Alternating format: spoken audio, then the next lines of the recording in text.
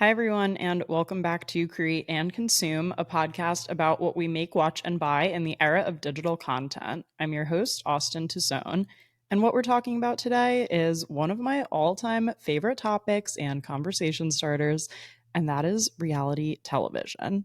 And I know some people love it, some people hate it, but as a 90s kid, I feel like my generation really has grown up with reality TV in so many ways, which is why I thought it would be perfect to discuss on the podcast.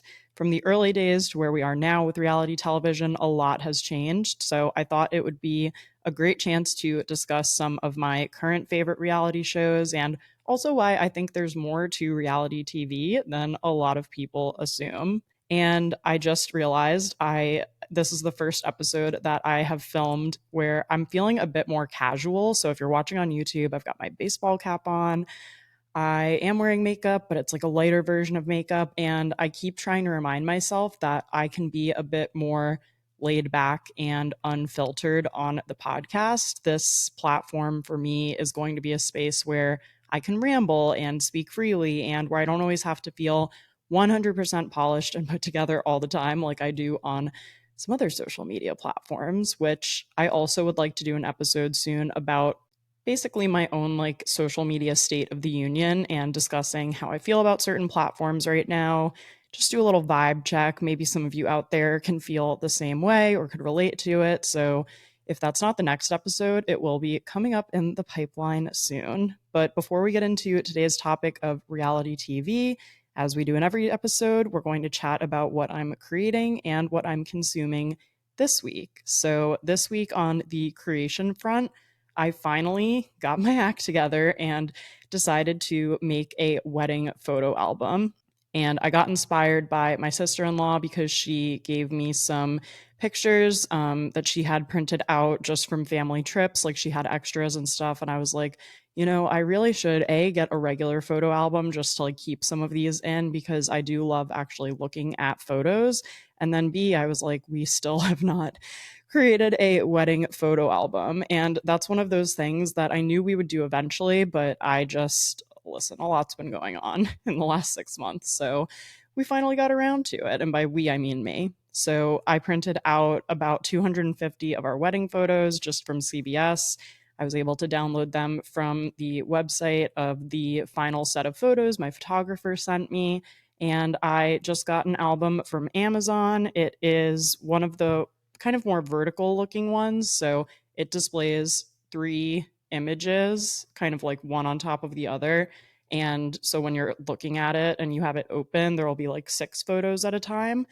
And I really like how it's coming along so far. I kind of realized as I was going through and filling in, like slotting in all of the photos into their sleeves, that I was missing a couple of moments, but I was really just taking my best guess with all of these photos that we printed out because there certainly were a lot from our wedding, which I'm so grateful for. But I did realize I'm missing a couple of the toasts and a few other key moments that obviously I would like to be included in the album. So I might do one more CVS run and print some extra ones, but I'm glad I've at least gotten that process in motion. And then, as far as what I'm consuming this week, is actually something I've been consuming for several weeks now, and I actually can't believe we have not spoken about yet on the podcast, and that is TTPD.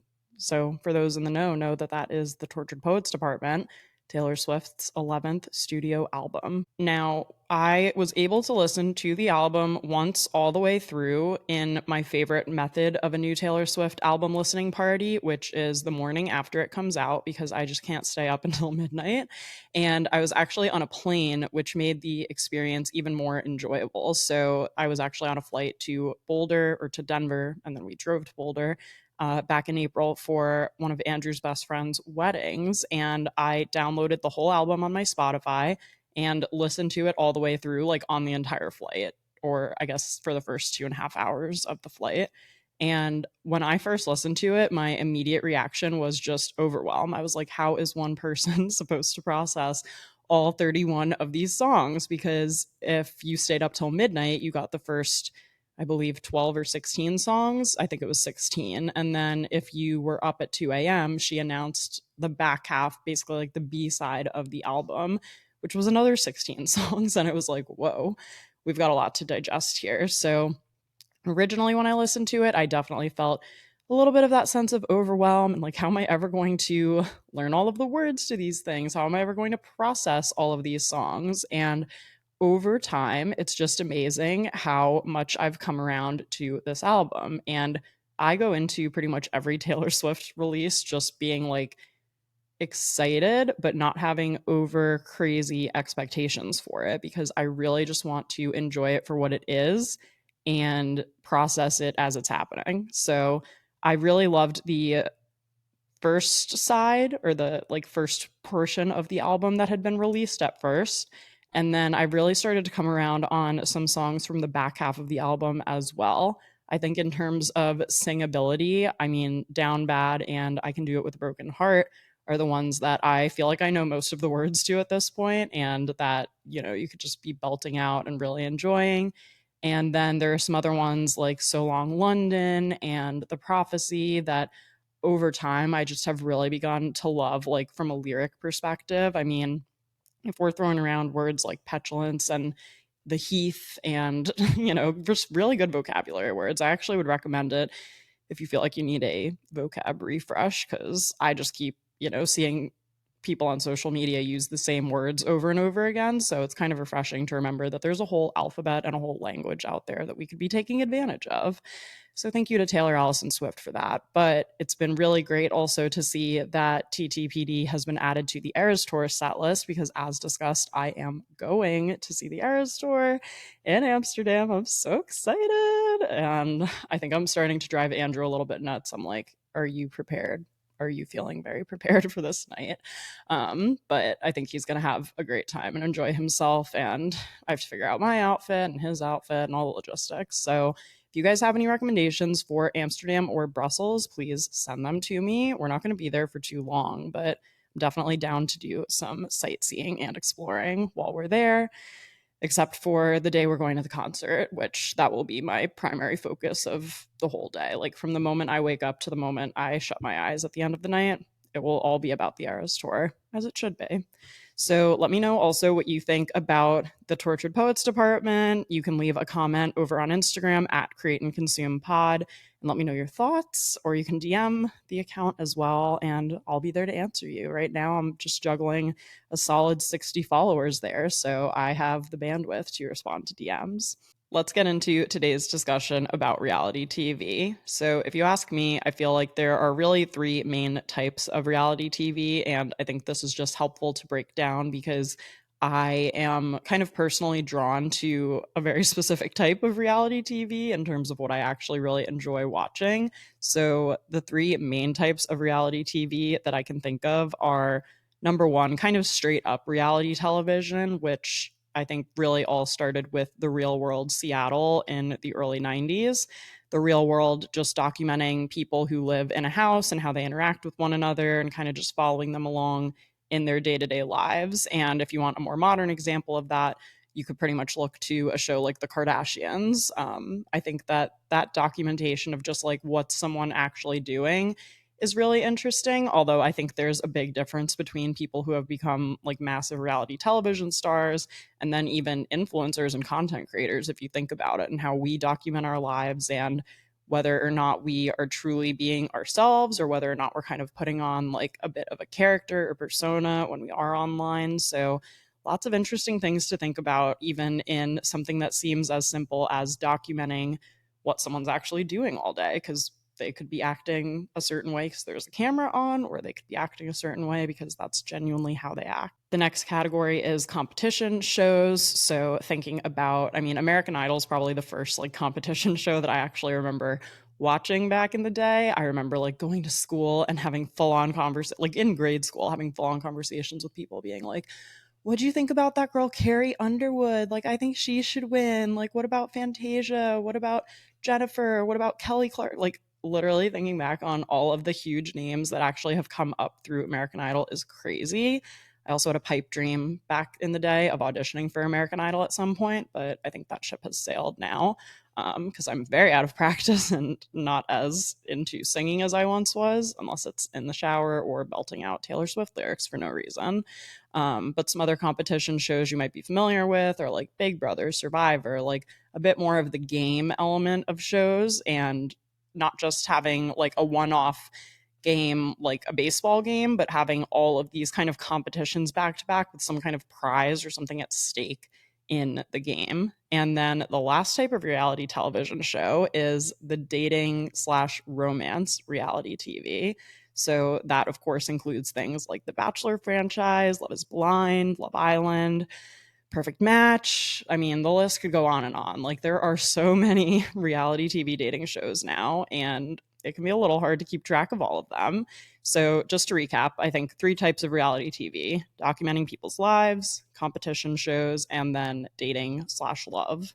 So, in the early days of reality TV, and by early days, I guess I mean like the late 90s to early 2000s, I think that there was a lot more. Oh my God. And how could I not mention The Amazing Race? Sorry, we'll get to The Amazing Race, I think, a little later in this episode. But if you know me, you know that is like if I were to ever go on a reality show, it would be that one. But anyway, when I first remembered discovering reality television, I was in middle school, really. Like, I knew about American Idol, but then when it came to a bit more of the like less of the competition format and more of the following people around format, it all really started with The Hills. The Hills was just such an iconic moment in time. I remember me and my friends in middle school at the time would like assign each one of us characters from The Hills, and we'd just like say, "Oh my God, like you're the Whitney," or "I was the Whitney. I was the Whitney Port," which I think is a pretty big compliment, which I appreciated. It would be like, "This friend is the Heidi, this friend is the Lauren," and we would just have so much fun like discussing it. And I'm actually, Mom, thank you for letting me watch that. I feel like of all the things I could have been watching, that maybe was not the most productive use of my time, watching a bunch of like 18-year-olds go out to, what was that club called that they went to? Was it Du Moi or was it Do Lay Do? I think is what it was called. I'm thinking of Du Moi, the Instagram account, but it was definitely called Lay Do. And just like going out and drinking and stuff. But I think the reason I was allowed to watch it was because of the fashion career element, which at the time I was kind of like just starting to show signs of interest in. So on The Hills, Lauren and Whitney interned at Teen Vogue, and don't worry. I mean, I know there's all this stuff that's come out recently, or not recently, but just like after the show stopped airing, about what type of interns were they really, and like what was the deal with all of that. And even since reading Glossy, which is the biography of Emily Weiss and like her company and what her role was. If you remember, Emily Weiss, who is the founder of Glossier, was Emily the super intern on The Hills. But can I just say, I even if all of that was completely fake, I would not change a single like piece of dialogue. I would not change a single scene. Like, there's just so many iconic moments that came out of all of the fashion interactions on The Hills, and I just absolutely loved watching it growing up. And then because like I said, I was named the Whitney of my of my friend group, me and my other 13-year-old friends in middle school, I also watched the spin-off that Whitney Port did called The City, which was like even better to me because The Hills was in LA, and I knew LA was like a cool place to be. I knew it was like, you know, it was a fashion capital in its own right, but just like not in the same way that New York was. And growing up in New Jersey in the shadow of the city, I was always just like panting, desperate to get into the city in some way. So being able to watch The City as the spinoff show was like the perfect way to do that. So Whitney Port goes to work at DBF in New York. She interacts with Olivia Palermo. She starts dating this Australian guy named Jay. We don't give him enough credit. He was one of my favorite reality stars to watch. Like, oh my God, just actually so many interesting moments that happened with all of them. And then there was also the Rachel Zoe project, which my mom and I would watch together often too. And then my friend Alex from high school and I were obsessed with it. And we actually got to go to an event in the city, like when I was working at Nylon, where Rachel was there. So I got to bring Alex to that. And it was like the two of us just like being in the same room as her. It was like such a moment. But anyway, even like the Rachel Zoe project and thinking about like Jeremiah and Taylor and like all of those kind of key moments. Rachel Zoe was a celebrity stylist and she was already pretty established. Unlike, I mean, Lauren had notoriety from what's it called? Not the OC. What am I trying to say? Laguna Beach. This is how you can tell I'm an East Coast girl through and through. I'm like Laguna Beach, the OC. Also, what I love about the podcast is this is only the first bullet point of this episode, and I've already given like 800% more detail than what was written in my bullet point. But you know what?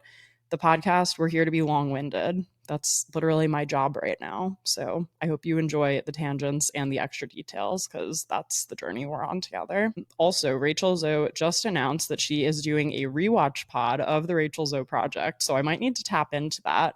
And then I know Whitney Port has done rewatches, I believe, of both The City and The Hills on her YouTube channel. And I believe her husband, like her now husband, joins her for those too. So if you are in the mood to relive any of those certain moments or like particular scenes, you have, you know, the source to like listen to and hear about that from. So that's pretty iconic. So that covers pretty much the early days of what I remember being the key reality TV shows for me growing up. And then I kind of took a break in high school. I was just really busy in high school. I was in a bunch of different clubs. I did a cappella, I did soccer, I did other plays in theater. I was on the student government. I lost our presidential, like our class president election senior year to my friend Artune. He beat me. So I had a little bit more free time my senior year, but still I was busy. And I was head of the spirit committee, though, which I think tracks if you know me. And I didn't really get back into reality TV until I was in college. And ironically enough, one of the first returns or like moments that I remember refocusing on reality TV or even just remembering that it existed was from a class that I took at Muhlenberg, which, if you know, I went to Muhlenberg College in Pennsylvania for my freshman year of college before transferring to Barnard. And Muhlenberg was just an interesting time because I went there to be a theater major, and it was just that situation where I got there and realized how much more talented everyone else was compared to me, and also how competitive it was even to take theater classes as a freshman, even if that's something you were interested in. So by the second semester, by my spring semester of my freshman year, I had sort of realized that and saw that it was going to be more competitive to take certain theater classes. Like I didn't get one prerequisite that I needed in the fall. So I was going to have to like take an intro class in the spring. And because of that, I couldn't jump ahead and start adding in other electives. So instead, I looked more to art history classes, which later ended up becoming my major. And then Muhlenberg also had a whole department for media and communications. So I signed up for, it was a class called Media and Society. I was like, I like both of those things. I like media. I like being a person in society. Sure, why not?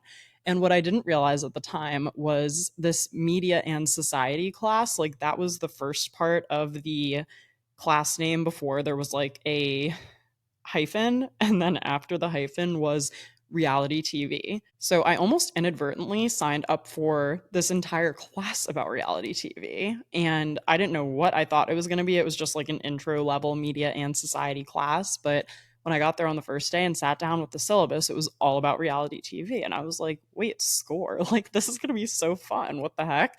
And it was really fun. Our extra credit for that course was to watch the season of Survivor that was airing at the time. So like me and my friends who were in that class together would just get together and watch Survivor, and we had to, I think, just submit like one or two paragraphs recapping the episode to show that we watched it. Isn't it insane to think though that that assignment would not fly now in 2024? Like you could easily just get AI to do that for you. I don't think that was a thing in 2012. I really don't. Wow. I shout out to all the teachers out there, by the way, who deal with like having to get students to be as interested and engaged as they probably were 10 years ago. I'm sure post COVID and everything, that is not easy. So if you're a teacher, thank you. Shout out to you on my behalf. What was also interesting about that class was for our final test, there was like a portion of the test that I think was supposed to be 50% of the test grade that was like right about something you watched, like a moment on reality TV that you've seen, could be for any show and how it impacted you. And I literally wrote about Heidi and Lauren's friendship falling out on the hills. And that was the only A plus I've ever gotten in my entire life. And I remember I got that paperback and I got 105 on it because I went really deep into detail about Heidi and Lauren and their friendship and like what the influencing factors were and like how that conversation came to be. And they were on the boat and it was a whole thing. And so yeah, I found myself like, remembering that, kind of looking back on that fondly and thinking, cool, reality TV, I got you. Then this is where my best friend Taylor gets involved, as she usually does. So I it's 2016 and I am at a gas station. I had just graduated from college. Jojo Fletcher is The Bachelorette. It's airing. So I'm home for like a month, living at home still before I start my job at Nylon. I'm literally at a gas station and I get a call from Taylor and she says, I have the TV paused for you on The Bachelor. So like when you get home, come over because we lived across the street growing up. And I was like, you have the TV paused? I was like, I don't even watch The Bachelor. I don't know what you're talking about. She was like, I have the TV paused because it's like so crazy and you need to get over here and watch this with me. Again, I don't watch this show at the time. I'm like, okay, whatever you say. So I go over there. Like I said, JoJo Fletcher is the Bachelorette. And the scene that Taylor had paused on, and she insisted that as soon as I was done getting gas, that I come over and watch with her, was Chad Johnson whistling through the woods and being creepy as hell on JoJo's season and freaking out all of the other contestants. And I remember watching it, I was like, what the heck? Like, why did she think this was so important for me to come over here? And as soon as I had that thought, like, what am I doing watching this?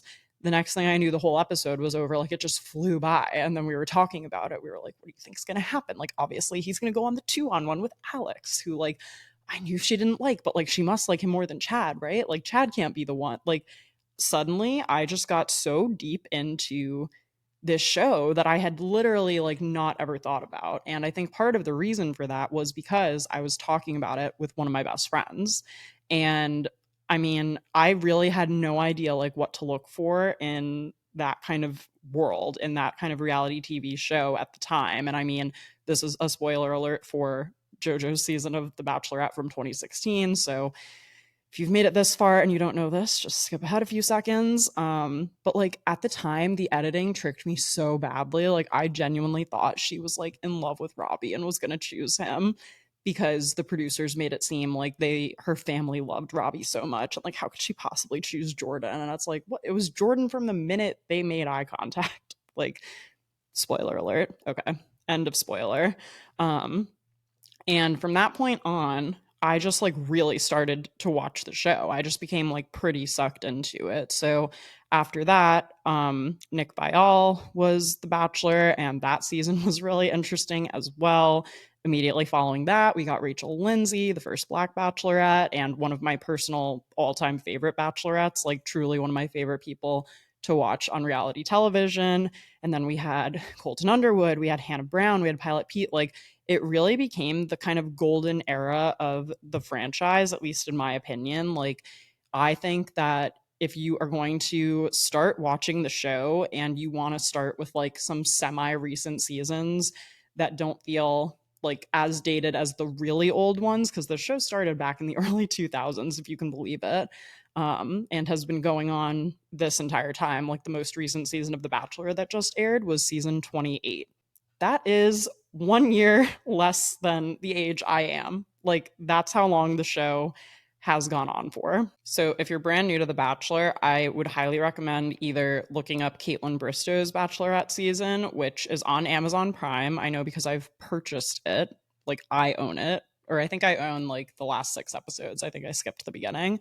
And also Hannah Brown's Bachelorette season, because there's just that is like probably the peak of that show at the time. Like that was everything I wanted from a reality TV season of The Bachelor. And if you know, you know. I won't get into the nitty gritty details of that right now, but it basically became a thing where I started like really following along with the show. And not only that, but I started leaning in more to the commentary around it and watching with friends. Most specifically, I was often watching with my friend Devin and her roommate. Devin is a friend of mine from childhood. We have been friends for I guess over 20 years, which is crazy. And so she and her roommate would all order pizza like on Monday nights. We would not miss an episode. And this was in, I want to say, like the Colton and like the Hannah Brown era of it, which I think also made it so fun. It was like Bachelor Mondays was a thing. I would leave work and be like, okay, I'm on my way. Like, what should I pick up? I'll get wine, I'll get this. Like, we just always had a ball watching it all together. And it became such a ritual and such like a part of our lives. And I'll always have so many fond memories of like us all sitting on the floor in the West Village apartment, just like watching what's unfolding on screen. It was just so much fun. It was like such an activity and something to do. And I also am a big fan of having at least like one hobby that is not monetized. And I don't know if this counts, like me talking about this on the podcast, not that I'm making money from the podcast, but like even referencing The Bachelor, like in content creation, I'm like, hey, I could possibly, get paid for that in the future. But I'm trying to make it just my thing that I enjoy watching when I unwind, which I think it's a good thing to have something like that. So from like 2017 to 2020, things are going really well in The Bachelor. Like it's always a fun time. Like there's obviously some things about the show that are not great, like the fact that there's barely any body diversity on the show. For a long time, there was barely any racial diversity on the show. Like there's, like a lot of things, there's problems with it, but usually the good was outweighing the bad just from like a fun viewer perspective. And then from 2020 to 2022, I'm not going to lie, that show got a little hard to watch. And a lot of people did drop off during those seasons, especially Pilot Pete's season was the last one to air right before the pandemic started. And then after that, Claire Crawley's season of The Bachelorette got delayed, as you may know. That caused a whole other host of like a series of events to unfold after that.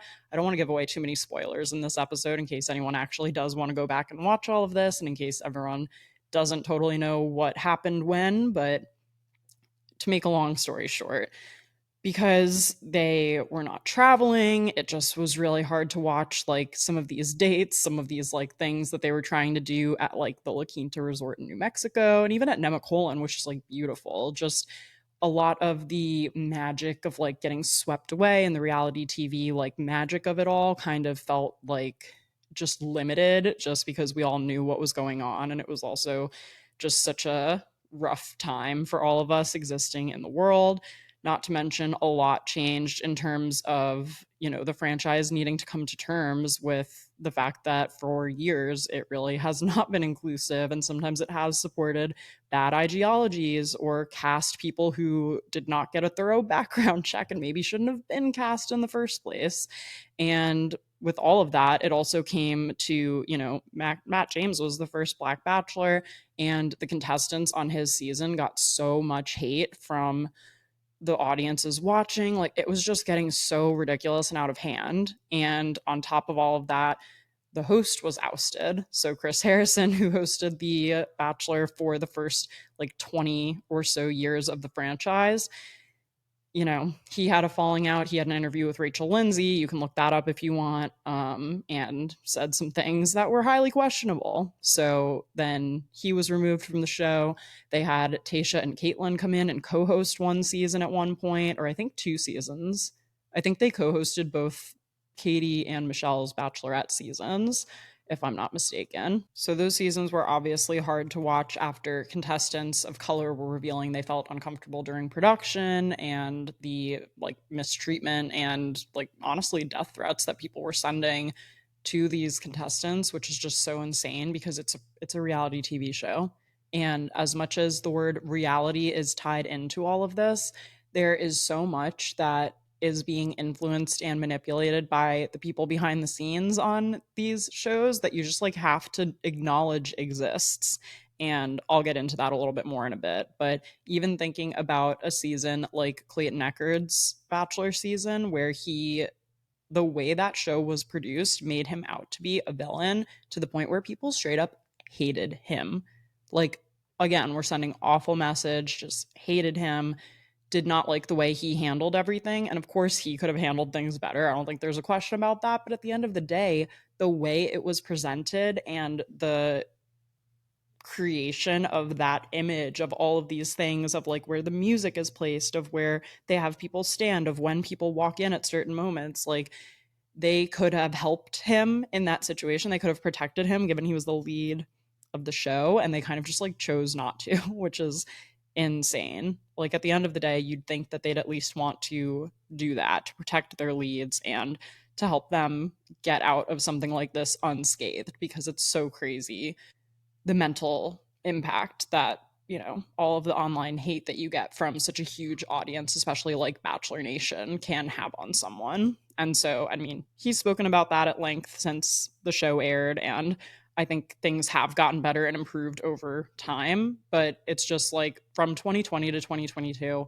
again, I feel like the franchise was really hard to watch for those reasons, and I don't blame anyone who dropped off during that time because there was a lot going on there. To circle back on the producer manipulation, I just wanted to add something that I've learned from, like, just as a viewer of reality TV over the years, which is that when there is a monetary prize at stake on a TV show, like when there is competition and you could actually earn money or win a prize at the end, that's not like a metaphorical prize, okay? I know you can get engaged on The Bachelor, but like you can't just win love. Like there's not a value on that.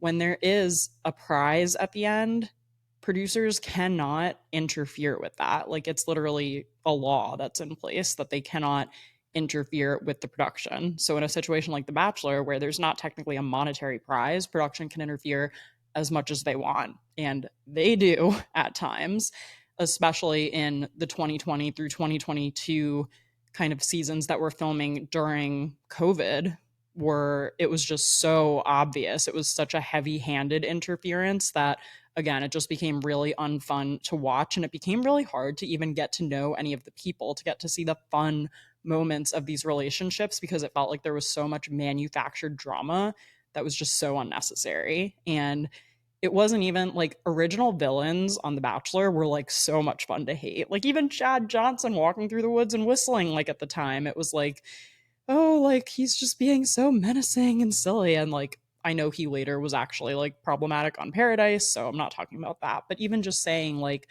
that Taylor paused the TV and called me over and was like, you gotta come watch this guy whistling through the woods. Like that used to be fun. That used to be fun. There is a fly floating around my head right now, so it's really tiny. I don't think I can actually like kung fu chop it right now. So hopefully it just goes to another corner of the apartment and I'll deal with it later.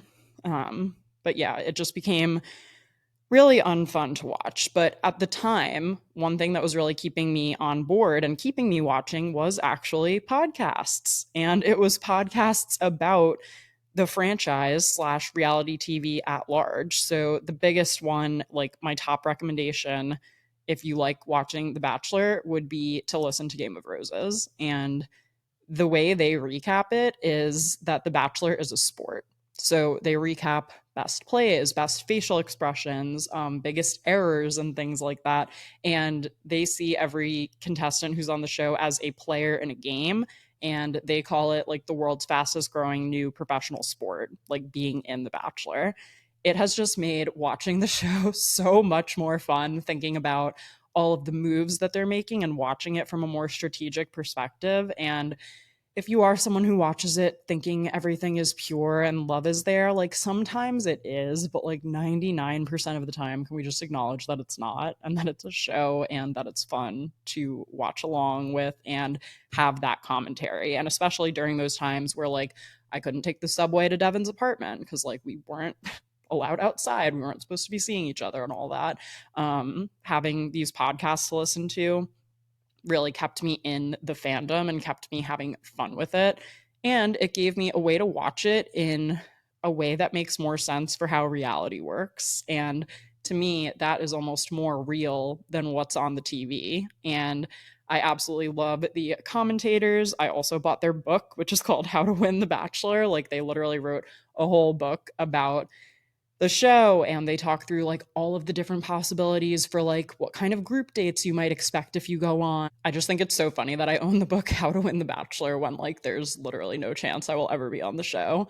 But it's so fun to read, and they have like lingo for everything. Like they have 4TRR for the right reasons, 4TWR for the wrong reasons, your PTC, like your personal trauma card, like what point do you reveal that to the lead, like what's your first audience game with The Bachelor? What's your second audience game with the other contestants? Like it's just such a creative concept, and they do such a thorough good job reporting back on the show. Like, they take it so seriously and they do such a good job with it that it is extremely worth the listen, if you ask me.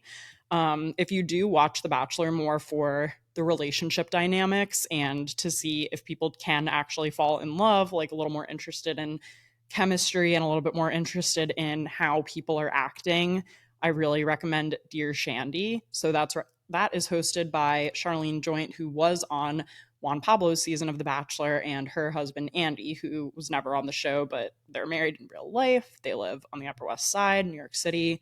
Shout out to them. I'll wave at them from across the Hudson here in Hoboken. And they are so on point with all of their commentary, and they really get into like the nitty gritty of why someone might be acting that way, why someone might make that move. Are they insecure? Are they this? Are they jealous? Are they thinking two steps ahead? Or are they really comfortable and confident in a relationship? And they not only recap The Bachelor, they've also recapped other shows in the past as well. And then they also do just fun relationship Q&As, and they have people call in and like talk them through relationship questions or issues. And they could be romantic relationships, sometimes they're friendships, sometimes they're coworkers, sometimes they're roommates. Like, it's one of my favorite podcasts to listen to. Like, I listen to pretty much every episode they put out just because I enjoy it so much, even the non-Bachelor related recaps. So that's another great one. And then another one that I like to try to listen to is Love to See It. So this one's hosted by Emma Gray and Claire Fallon.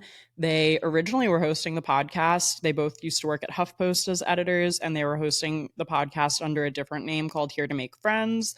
HuffPost rudely laid them off. And at first I was like, no, like the podcast is gone. What the heck? But luckily they like rebranded and came out with Love to See It. So they do talk about The Bachelor and they recap it as the season is airing, but they also talk about, like, they'll take more kind of topics about how is reality TV, like what direction is it going in? And also, the audience for The Bachelor has historically been like older, white, very Christian women, and what makes, kind of younger city dwellers who, are end all be all as a society. Like, for women, it obviously used to be like getting married. And so to watch a show that's so focused on like, getting wifed up and thinking about it, like, why do people who are, more well-rounded now and like who have a lot of interests in addition to wanting to find love and wanting to find like a great supportive partner,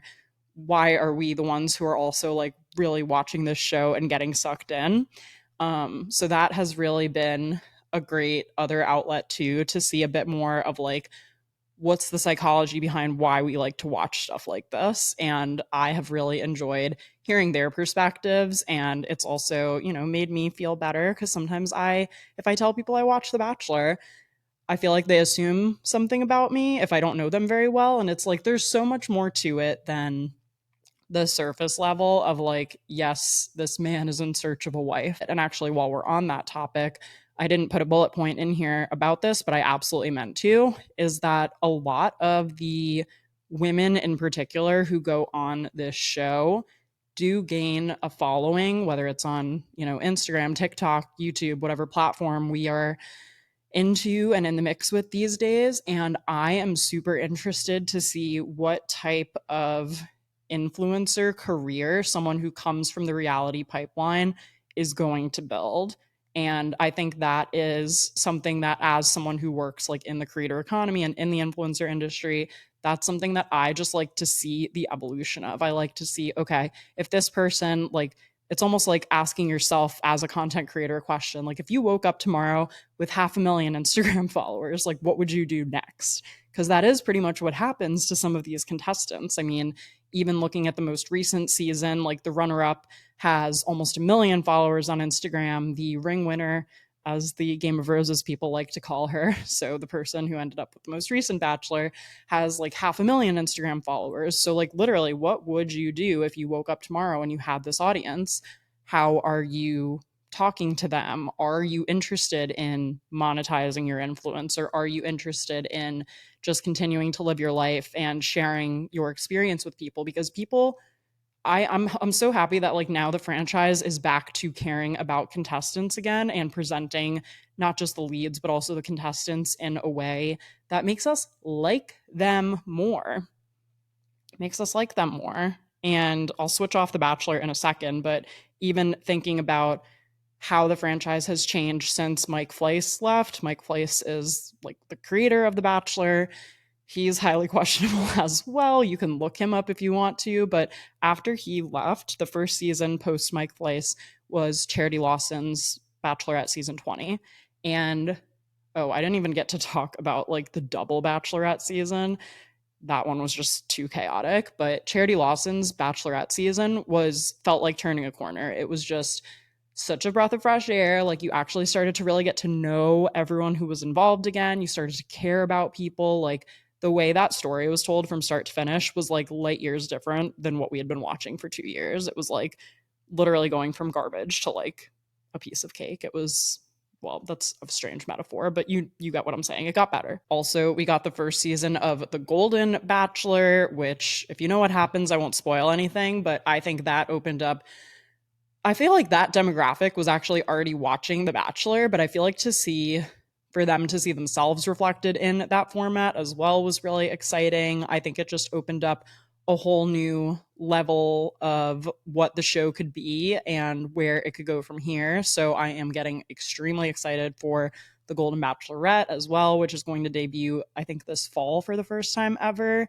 And even this most recent season of The Bachelor, like, oh my god, it was so good. It was like enjoyable to watch. Again, like the cold opens, like at the beginning, they would flash to like a scene in the middle of the episode and then flash back, and you would be like, what's gonna happen? Like they really hooked you in. Like the storytelling was back. And I know you might be like, it's a reality TV show. It's like, what's storytelling? You will tell the difference if you watch a season from 2021 and then you watch this most recent Bachelor season that Joey had. It was like literally day and night. So if you fell off during the pandemic, I would highly recommend watching either Charity's season or Joey's season just to get back into it, and also watch Golden. I mean, if nothing else, just it sounds fascinating, right? Like, and it is. And all of the contestants from that season, like, are already kind of social media powerhouses in their own right. And it's just so interesting to see how different generations feel about social media, like what they're posting and how they're reacting to things. And I really enjoy kind of tracking people's influencer careers post show as well. And you can tell who is really tuned into this landscape and who occasionally just does an ad just because they can. It's really, really interesting. We could talk about maybe reality TV influencers or like celebrity influencers, something in another episode, because I don't feel like I have time to fully dive into like what Kayla Quinn is doing and like what Hannah Godwin's doing. But there are so many examples of people who came out of this show and like really built themselves up into like what I consider top tier influencers. Again, if like I woke up with 500,000 followers tomorrow, like what would I be doing? There are definitely some people that I would say to look to in that circumstance. Um, okay, so let's get off of The Bachelor for a minute and get into branching out into some other reality TV. So I have branched out and watched some other reality TV dating shows. One of them is Love Island UK. US was so I did a partnership with CBS and Love Island US when it first came out in the States, and I ended up watching the whole season of it. I thought it was fun. I thought it was good. I enjoyed the format and everything. But then I watched UK, and you know how like sometimes the sequel just isn't what the original was? I do feel like Love Island UK is just its own thing. Okay? That is like top tier British summer dating vibes. Or not just British, I should say from the UK, because they have contestants from all of the UK territories, not just England. So my friend Caitlin got me into Love Island, and she instructed me to start with seasons 4 and 5. And that sounds like the right move. And the nice thing about Love Island is you can watch any season pretty much independently. Like you don't need to know who was on the previous season, unlike with The Bachelor, because they'll usually choose a bachelor or bachelorette from the previous season, or if not from the one that just happened, they might like reach all the way. They might reach all the way back in there and pull someone out like they did with Ari Lyondike, or I guess sort of like they did with Nick Viall, although he went on Paradise. Anyway, doesn't matter. So Caitlin got me into Love Island. I think that Love Island is so fun. Again, there is a monetary prize with Love Island. The winner or the winning couple gets, I think, 50K pounds to split between one another. There are game mechanics, like the producers will send texts being like, oh, someone new is here, you're getting taken on a date, but like they are not interfering at the level that the Bachelor producers are because they literally can't. So it makes it a lot more enjoyable, and like drama unfolds because there's a bunch of hot people who are drinking and they're on a beach. Like the drama will come, don't you worry. You don't need to be like so heavy-handed about it and force drama. Love Island also has a really fun mechanic. By the way, Bachelor has Bachelor in Paradise, although it's not coming back this year, it sounds like, based on the schedule. So I didn't really think it was the time to talk about it right now. But maybe I'll do like a summertime vibes episode or something and we can discuss like more about Love Island or Bachelor in Paradise or something. But Love Island is probably most similar to Bachelor in Paradise if you need the Bachelor reference point. However, I will say Bachelor tried to use a game mechanic from Love Island, which is it's called Casa Amor in Love Island, and then in The Bachelor they called it Split Week, I think, which just like does not have the same vibe, if you know what I mean. And what happens with Casa Amor is like halfway through Love Island, once kind of couples are established and people are feeling good and stuff, they'll like send the girls out for the day. They'll be like, girls spa day or something, and the girls will leave. And then while the girls are out, the boys will have they'll send in a whole new group of girls for them. So whether or not they've had the discussion like, are we exclusive, are we like committed to one another with their other partners, now a whole new set of girls come in for, I think it is for a whole week, which is wild. And then the girls, like while they're at their spa day, get the text that's like, you're not going back to the villa, you're going to Casa Amor. And when they go to Casa Amor, there's a whole group of guys there, like new guys waiting for them. So it's really spicy. It really throws a wrench in everything that's going on. And then, like, when the girls come back from Casa Amor, they come back and see whether or not the person they were coupled up with is like still single or like waiting for them, or if they've chosen to start a new relationship with someone new who came in. And like the reveals for that are just crazy. So The Bachelor tried to do this and they did a terrible job trying to rip this off. It's like we could have just, again, send everyone in, drama will unfold. It doesn't have to be so heavy-handed. Like most of the Bachelor people just cried during split week because it was like too late at that point. It was like already established and it just really didn't work. Anyway, like I said, we could probably have a whole other discussion about that at some point, but highly would recommend Love Island. Again, you could start with seasons 4 and 5. I've heard, just generally speaking from other people, that those are some of the best as well. Also, people seemed to like, I think it was season 8 that just recently happened, and season 2. And no shade to season 1, by the way. I have no idea what happens in season 1. I just kind of jumped in the middle and I enjoyed my experience. But for me, Love Island, I have to have like a weekend basically to myself where I just binge as much of that show as possible because there are so many episodes. I also wanted to briefly chat about Love is Blind. So when we went to New Zealand, we obviously had some long flights. So for the plane ride there, or I guess the plane ride to Fiji, because we went to Fiji first, I downloaded season 1 of Love is Blind and I basically watched the whole thing in one sitting. I could not recommend this more, especially if you have no idea what happens. Oh my God, it is such a roller coaster. You have to watch it. If you're not familiar with Love is Blind, people date in little pods so they can hear each other, but they can't see each other. And people, like, in order for them to meet in person, they have to get engaged through the wall. And you might be thinking it sounds insane, and it's not insane, but the conversations that people have in the pods actually get so deep and are so fascinating. And sometimes you're just watching these people, you're like, I really believe that they're in love, you know what I mean? So then they have a reveal where they meet in person. Some people are like so excited. They're like, oh my God, not only do I love this person, but they're so hot too. And then some other people have a harder time adjusting to going from this really like deeply emotional relationship to now suddenly there's like a physical relationship involved as well. Just fascinating stuff. Like, thank you, Netflix, for giving us Love is Blind. Like, we deserve this. Then I watched season 2 on the flight back from New Zealand. After I finished season 1, I was like, let's keep going. So then I watched season 2.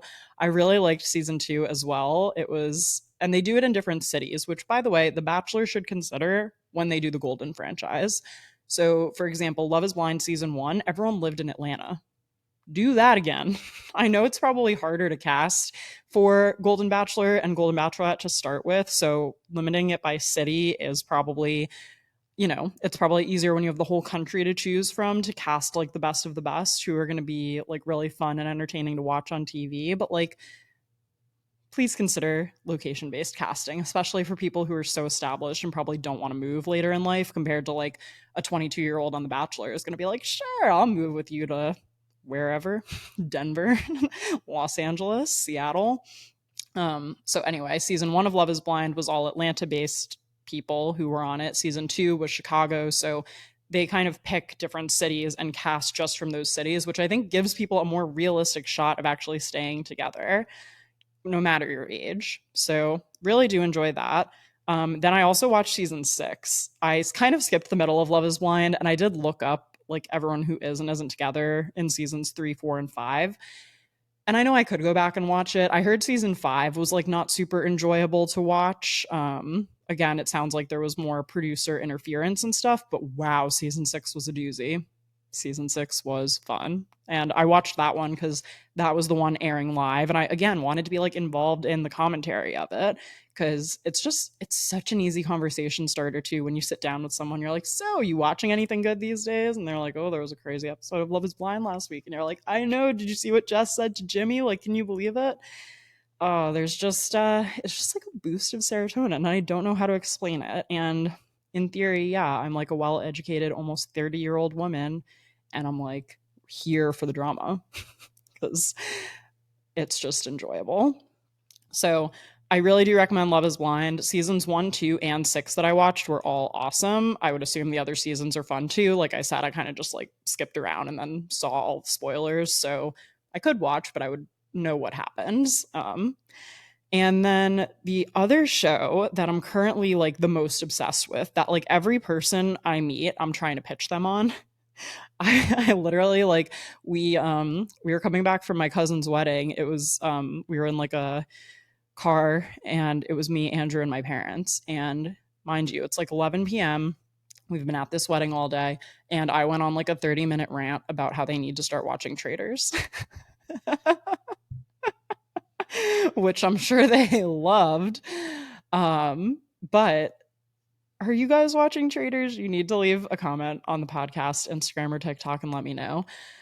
So so this is what the Game of Roses hosts are calling third wave television, third wave reality television. So I forget what separates first and second wave, but basically third wave is now like you're taking the biggest stars like from these different franchises and putting them on a show together. So Traitors is, I need to like prepare myself because like I've done this pitch a lot, but I feel like the podcast pitch to like get everyone to watch Traitors is the most important one. Picture this. A drone shot of a beautiful castle in Scotland appears on your television screen. And then you hear this incredible accent, this voiceover, and you realize it's host Alan Cumming, who is wearing some kind of incredible, like Scottish garb, like probably a kilt of some kind, but also with like a shawl draped over him and like some hat. This man is like never without a hat. And he's telling you that they're entering this castle and there are going to be the faithful and then there are going to be the traitors. And when they introduced the cast, so season 1 was a little interesting. Season 1 was they did half reality television stars and then they did half like, what do you want to call us? Pedestrians.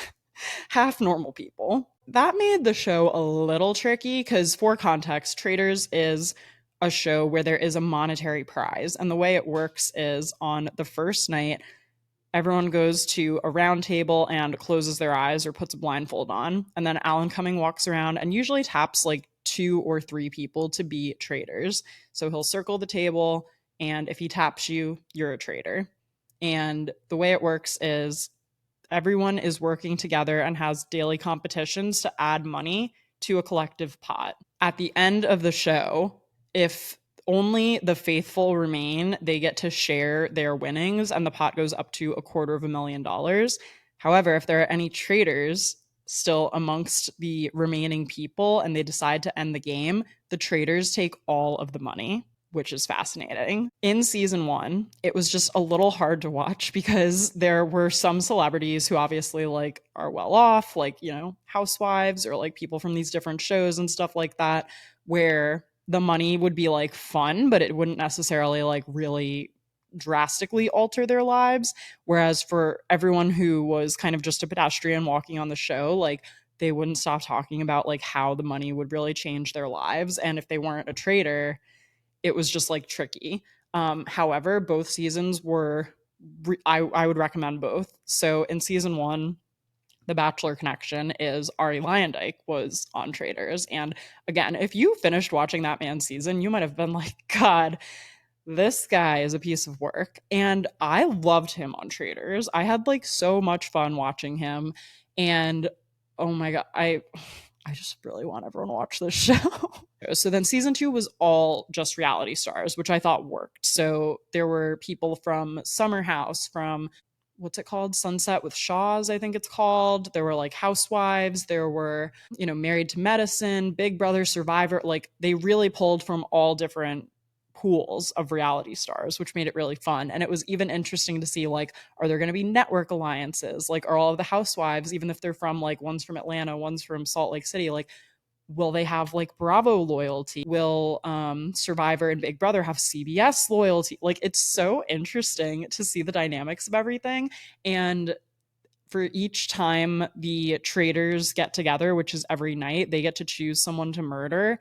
And you have to watch like the game mechanics and how they're lying and stuff. And like, you know who the traders are as the viewer the entire time. So sometimes you're screaming at someone being like, no, like, how could you not see that they're doing this to you right now? Oh my God. It's so enjoyable to here's my last thing I'll say about this. It's so enjoyable, you guys, that Andrew watched it with me. Yep. Andrew, who is like above reality television, enjoyed Traders with me. It was just that good. So if you're looking for a crowd pleaser or you're just looking for something fun to pass the time, would highly recommend. You can stream that one on Peacock. You can do Love Island, by the way, on Hulu. You can do Love is Blind on Netflix. And then I think you can watch The Bachelor on Hulu as well. I watch it live because, as discussed, I'm in it now. I need to know the next day, like when the Game of Roses recap drops, I need to have watched the whole episode.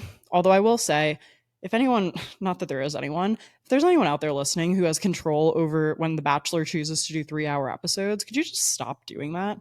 Like 8 to 10 is already a huge time commitment, and that extra hour is just going to kill me. And it's usually unnecessary. And I think that's all I have to say about that. Thank you guys so much for coming on this reality TV journey with me. I love talking about all of this stuff. So if we're friends in real life too, or we ever run into each other in person, let's definitely discuss further.